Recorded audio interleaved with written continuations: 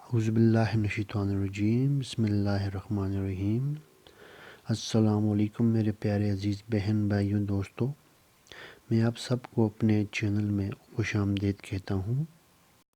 آج کا وظیفہ ان بھائیوں کے لیے ہے جو کاروبار سے منسلک ہیں یا کوئی تجارت کر رہے ہیں اور ان کو اس کام میں، کاروبار میں یا تجارت میں اتنا فائدہ نہیں ہو رہا ہے جتنا وہ سوچ رہے ہیں، تو ان کے لیے یہ وظیفہ بہت ہی فائدہ مند ہے اور انشاءاللہ بہت ہی فائدہ دے گا۔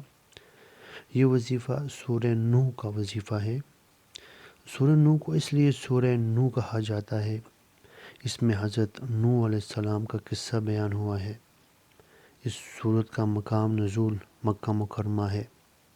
اس سورت کو پڑھنے سے بہت ہی فیض و برکت بہت جلد حاصل ہو جاتے ہیں۔ یہ سورت مال میں برکت اور تجارت کے نفع کے لیے بہت ہی مفید ہے۔ اگر آپ چاہتے ہیں کہ آپ کے کاروبار تجارت میں نفع ہی نفع ہو، تو اس کو روزی والے مقام پر 11 دفعہ شروع اور آخر درود شریف کے ساتھ اس سورت کو روزانہ 11 مرتبہ پڑھیں۔ اس کے کاروبار میں کوئی رکاوٹ نہ آئے گی۔